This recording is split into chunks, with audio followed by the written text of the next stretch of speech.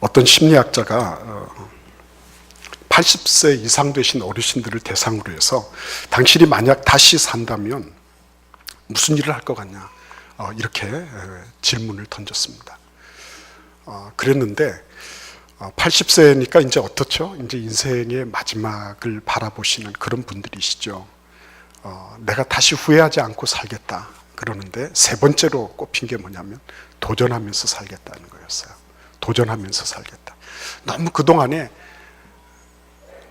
안전하게 살아가는 거, 조심해서 살아가는 거, 이런 것들 때문에 한번 속 시원하게 하고 싶은 거를 세게 이렇게 해보지를 못하는 거예요. 그게 아주 아쉬웠다는 것입니다. 도전하면서 살겠다. 예. 두 번째로 올라온 게 뭐냐면 사랑하면서 살겠다는 거예요. 근데 사랑하면서 살아보겠다고 왜 그때는 안 됐는지 모르는 거죠. 근데 인생을 이렇게 돌이켜 보니까 참 사랑할 수 있을 때 사랑하지 못했다. 지금 남아있는 거는 병든 몸하고 머릿결 놓여있는 약봉지밖에 없더라. 지금 사랑하려고 하니까 다 떠나가고 뿔뿔이 흩어져 있는 그런 상황이더라는 거죠. 근데 이제 마지막으로 제일 첫 번째 올라온 게 뭐냐면 보람 있게 살아보겠다는 거예요. 가치 있게 살아보겠다. 그럼 뭐 보람 있고 가치 있게 살아보지 않으려고 생각하는 사람들이 어디 있습니까? 근데 그런 바람을 나타낸 겁니다. 이 보람과 가치라고 하는 건 어디서 올까요? 전도서 전체를 통해서 계속 말씀하고 있는 거죠. 이 전도서 말씀 전체를 통해서도 가치 있는 인생이라는 게 뭐냐, 이런 거를 계속 물어보고 있는 거예요. 근데 보통 이런 가치를 형성하는 게 세 가지가 있는 것입니다. 그 뭐냐면은 자기 정체성이라는 거죠. 내가 누구인지를 아는 것입니다.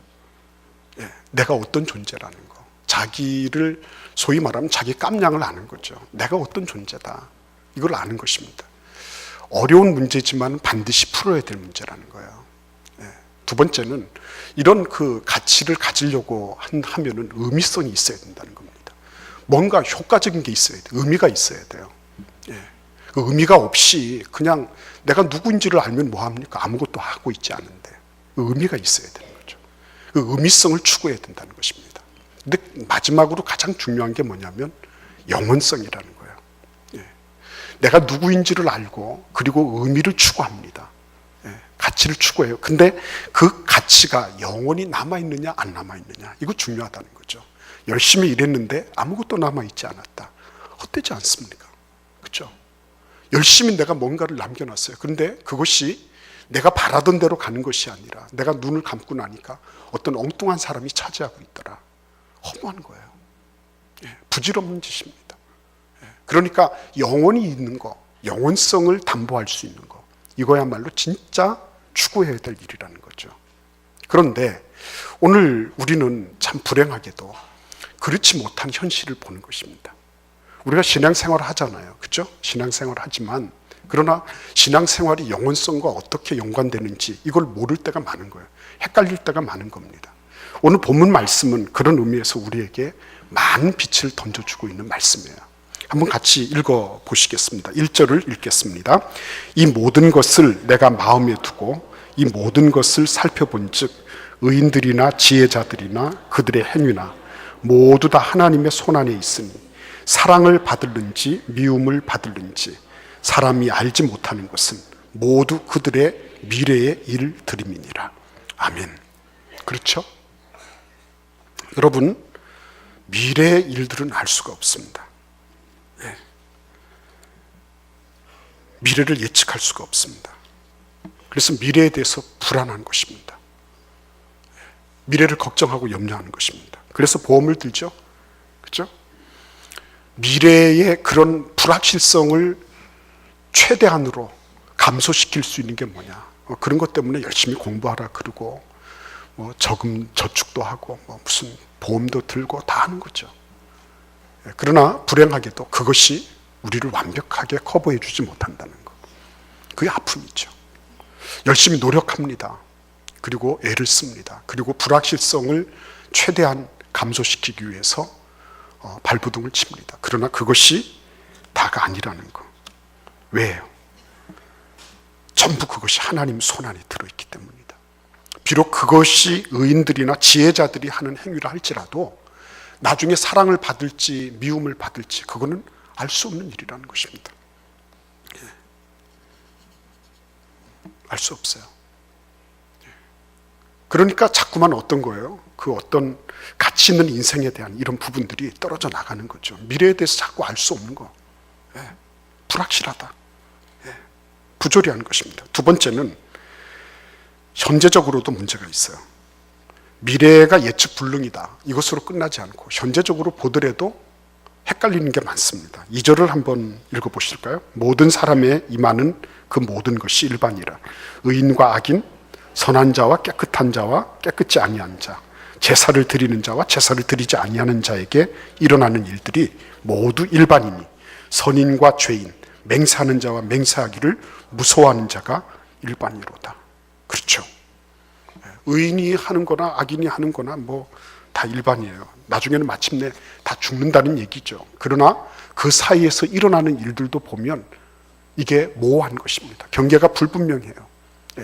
의인이 한 것이지만 그럼에도 불구하고 악인의 열매를 따는 사람도 있고 악인임에도 불구하고 의인의 열매를 먹는 사람도 있는 거예요. 헷갈리는 겁니다. 그러니까 여기도 써놨지 않습니까? 제사를 드리는 자와 제사를 드리지 아니하는 자, 믿는 자는 믿지 아니하는 자나 뭐 거기서 거기라는 거예요.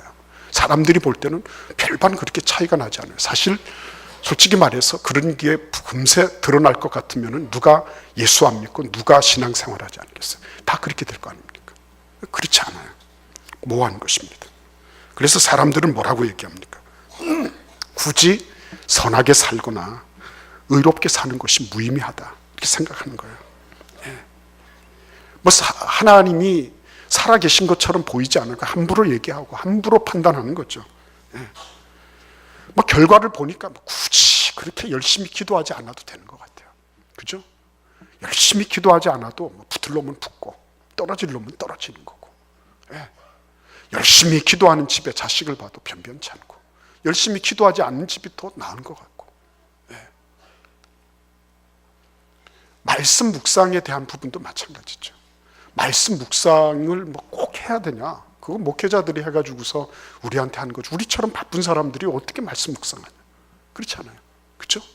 그래서 말씀 묵상을 하는 그런 부분에 있어서도 하나하나 뭐 별반 차이가 없는 것 같고, 말씀 묵상하시는 분들 보더라도 뭐 되게 그렇게 뭐 급격하게 무슨 변화가 일어나는 것 같지도 않고, 뭐 그러니까 그냥 유야무야하면서 넘어가는 거죠.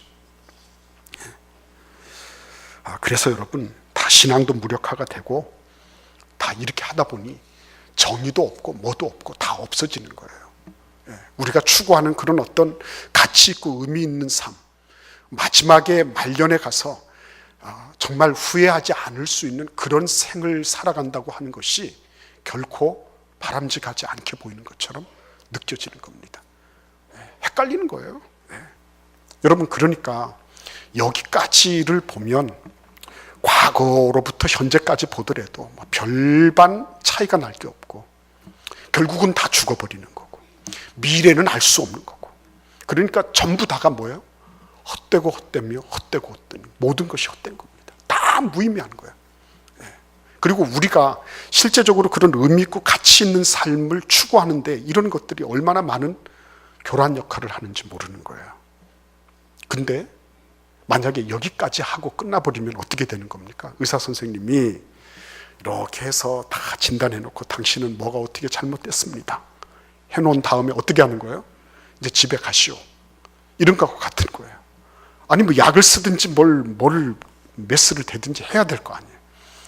고쳐줘야 될 거 아니에요. 여기까지 당신 미래를 쳐다봐도 예측 불가능합니다. 그리고 지금 일어나는 일들을 살펴봐도 거기서 거기에요. 별반 그렇게 여러분들이 뭐 많이 영원성을 추구한다고 해서 그게 금세 드러나는 거 아니에요. 그리고 결국은 죽을 겁니다. 그리고 딱 문 닫아 버리면 그러면 그걸로 끝나는 거예요. 근데 오늘 그렇지 않습니다. 우리가 같이 4절 말씀을 함께 읽어보도록 하겠습니다. 모든 산자들 중에 들어있는 자에게는 누구나 소망이 있음은 산 개가 죽은 사자보다 낫기 때문이니라. 아멘. 뭐가 어떻다고요? 산 개가 죽은 사자보다 나은 거예요. 네, 나은 겁니다. 이 얘기는 무슨 말씀입니까? 개를 사랑해서 앞으로 개를 잘 존중해 주라는 거예요. 무슨 얘기입니까? 신두처럼 개도 신의 하나로 그렇게 여기라는 겁니까? 그런 얘기 아니죠. 살아있다고 하는 것, 살아있음의 가치가 그렇게 엄청나다는 거죠. 살아있다면 그 사람이 그 존재가 비록 개라 할지라도 백수의 왕과 같은 사자보다도 더 나은 존재가 될 수 있다. 더 가능성과 잠재력이 풍부하다. 그 살아있음의 가치라고 하는 것은 그 어떤 것보다도 월등한 가치, 어쩌면 절대적인 가치를 가지고 있다. 이렇게 말할 수 있는 거예요. 와, 그러니까 여러분, 이거는 엄청난 거 아니겠습니까? 그래서 시편 91편 10절에서 모세는 뭐라고 얘기하고 있습니까? 뭐라 그랬죠? 우리로 하여금 우리의 날 계수함을 알게 하사 지혜의 마음을 갖게 해달라고 이렇게 기도하고 있는 거예요. 우리의 날 계수함을 가르치사 그렇게 말씀하셨습니다. 날을 계수하는 것을 배워야 된다고 말씀하고 계시네요. 그죠? 우리는 몇 년 남았다 이렇게 생각하잖아요. 그거 가지고 안 된다는 것입니다. 안 됩니다. 몇 달 남았다? 그것도 아니라는 것입니다. 하나님께서 모세에게 가르침 받기를 간절히 바랬던 한 가지는 나를 계수하는 거예요. 내가 몇 날 남았다. 그래야지 될 거 아니에요. 그죠? 몇 날 남은 줄 알아야지 달이 중요한 것이고, 달이 중요한 줄 알아야지 그 해가, 그 연수가 중요한 것을 알 거 아닙니까? 논리적으로 정확한 거예요. 내 날이 몇 년 남았나, 몇 날이나 남았나, 이거를 아는 것입니다. 그만큼 하루하루가 소중하다는 거예요. 하나님은 천년을 하루같이 여기시는 분이시다. 천년이라 할지라도 하나님은 하루 안에 그것을 농축해 넣으시고 천년의 가치를 누리도록 하실 수 있는 분이시다. 이렇게 말씀하고 있는 거예요. 엄청난 시간관이죠. 인간으로서는 생각할 수 없는 거예요. 그냥 연대기적인 아니면 물리적인 시간관을 가지고 있는 인간으로서는 절대로 생각할 수 없는 그런 시간관을 하나님께서 말씀하고 계신 거예요. 하루가 천년같이, 천년을 하루같이. 그죠? 그 하루를 계산할 수 있다고 하는 것, 하루를 살아갈 수 있다고 하는 것은 그 하루 안에 천년과 같은 그런 영원성의 가치를 지닐 수 있는 그런 가능성이 있다고 말씀하고 계신 거예요. 그러니까 우리가 생을 누리고 있다는 것은 얼마나 복된 것입니까? 그죠? 내가 지금 이렇게 꼬집어서 내가 의식할 수 있다는 것은 얼마나 행복한 것입니까? 예? 내가 지금 의식하면서 내 날이 얼마나 되었구나, 얼마나 남았구나, 이것을 계산하면서 나에게 필요한 부분들을 할 수 있는 것, 그러한 여건을 갖추고 있고 그런 건강이 있다고 하는 것, 이거는 축복이죠. 그러면 여러분, 이 날 동안에, 살아있는 동안에 우리는 뭘 해야 될까? 여러분, 그걸 인식한다고 그랬습니다.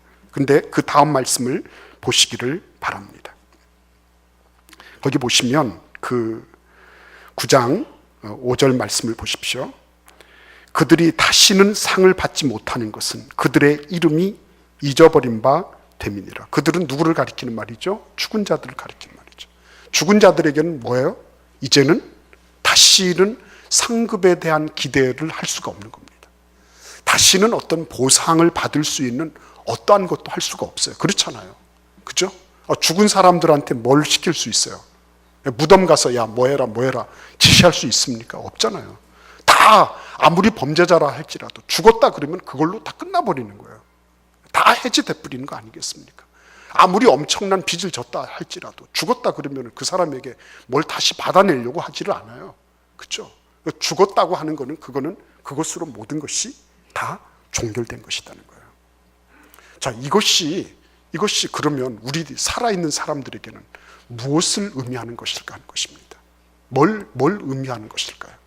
말 그대로 영원성에 대한 지각을 가지고, 그리고 영원성에 합당한 일들을 해나가는 거죠.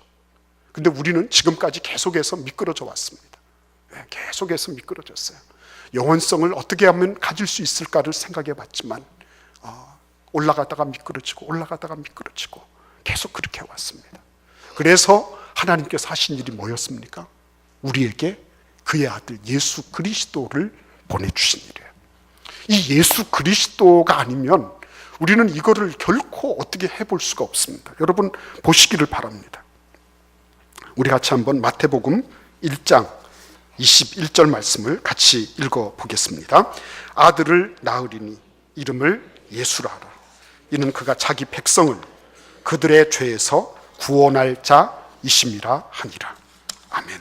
네, 여러분 자기 백성을 그들의 죄에서 구원할 자이심이라 그랬습니다. 아까도 제가 처음 말씀드렸어요. 자기 정체성의 문제. 우리는 자기 정체를 미화하기를 바라고 다른 사람들한테 괜찮게 보이기를 바라는 그런 습성을 가지고 있습니다. 누구나 다 마찬가지입니다. 근데 여러분 하나님께서 우리에게 아주 적나라하게 우리들 자신의 정체를 가르쳐 주신 게 있어요. 그게 뭐예요? 죄인이라는 거죠. 어쩔 수 없는 죄인이에요. 내가 죄로 말미암아 태어나서 죄를 짓다가 죄로 말미암아 멸망받을 것이다. 이게 내가 가고 오는 길이라는 거예요. 그거 외에는 다른 어떤 정체 전부 다 나를 위한 것이고 나를 위해서 추구하다 보니 누군가는 나 때문에 손해를 당해야 되고 그래서 그 사람의 가정과 그 사람의 개인에게 상처를 입혀야 되는 거고 누군가는 나 때문에 마이너스가 되는 거예요. 이 세상 제로섬 게임을 하는 것인데 누군가는 나 때문에 엄청난 일을 당하는 거.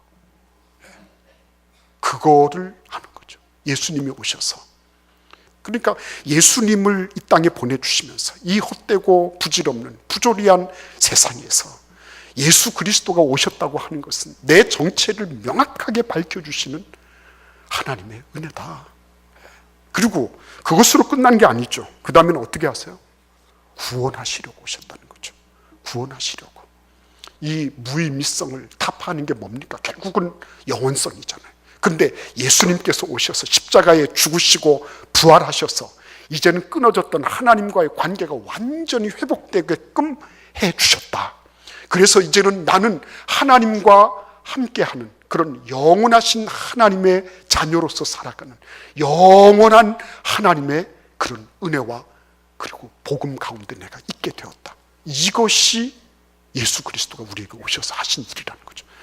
우리에게 그래서 무엇이 가치 있는 일이냐. 오늘도 우리 2부 찬양대 올겐 주자가 저는 얘기를 해서 들었습니다. 알아서 알게 됐어요.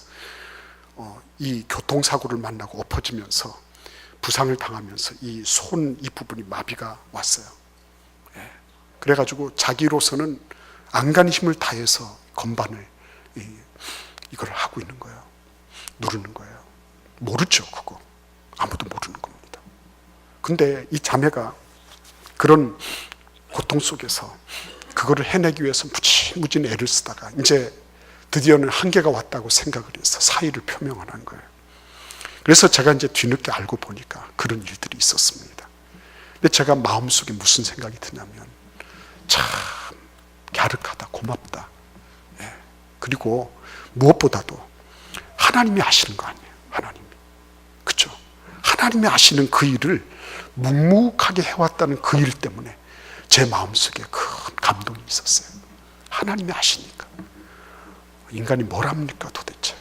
그잖아요. 사람이 알아줘봐야 얼마나 알겠어요. 근데 하나님이 아시는 거예요. 그런 헌신. 우리 올겐 주자만 그렇게 했습니까? 교회 안팎에서 수고하고 애쓰신 일꾼들 가운데 목사가 한 번도 눈길 한 번 안 주고 아는 척도 안 하고 우리 유치유아 일부 아이들 저기다가 사진첩 갖다 걸어놓고 해도 목사가 누가 한 번 얘기를 했습니까? 성경 암송대에 뭐 어떻게 했다 그래도 한 번도 얘기 안 했잖아요. 그리고 자기들은 너무 어렵게 힘들게 준비하고 애쓰고 했음에도 불구하고 아무도 안 알아주는 겁니다. 그런데 이런 모든 허무와 부조리를 이겨나갈 수 있는 유일한 길은 영원성밖에 없어요. 하나님이 아신다는 거예요. 하나님이 알고 계시기 때문에 그것으로 만족한 것입니다. 하나님이 나를 알고 계시고 내가 하나님 알고 계시면 그러면은 괜찮은 거예요. 그만하면 된 거예요. 그러면은 잘 사는 거예요. 우리 같이 한번 전도서의 결론 부분을 보도록 하겠습니다. 12장 13절을 읽겠습니다. 같이 읽어볼까요? 결국을 다 들었으니 하나님을 경외하고 그의 명령들을 지킬지어다. 이것이 모든 사람의 본분이니라. 아멘. 예.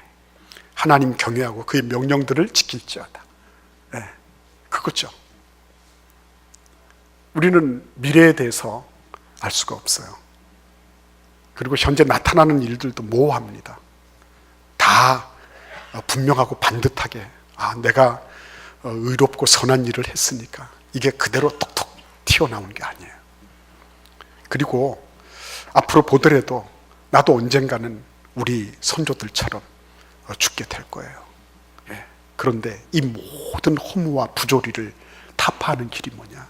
나에게 주신 이 오늘 하루의 삶, 이 날 동안에 하나님 경외하면서 그 말씀을 따라 순종해 나가는 거죠. 그거죠. 순종하는 거예요. 근데 그 순종하는 그것이 뭐예요? 영원하고 있다 있는 거예요. 하나님의 말씀은 영원하기 때문에 그 말씀을 내가 내 삶 속에 적용해서 일하고 있는 거, 내가 그 말씀을 내 삶 속에서 살아내고 있는 거, 그거는 영혼을 살고 있는 거예요. 그래서 하루를 살아도 천년을 사는 것과 같은 거예요. 내가 오늘 주님 일을 하다가 주님 앞에 가게 됐습니다. 대단한 일을 하지 못했어요. 엄청난 업적 없어요. 그럼에도 불구하고 내가 하나님 일 하다가 주님 앞에 섰다. 그분은 잘 사신 거예요. 그러니까 이렇게 넓게 멀리 막 이렇게 바라보는 게 아니라 오늘 하루의 삶에 내 주변의 이웃과 사랑하며 살고 있고, 그죠? 나에게 주어진 주님의 명령을 따라 순종하며 살고 있고, 내가 좀 힘들어도 그 말씀을 따라 자기를 부인하며 살고 있고, 그러면은 잘 사시는 거예요.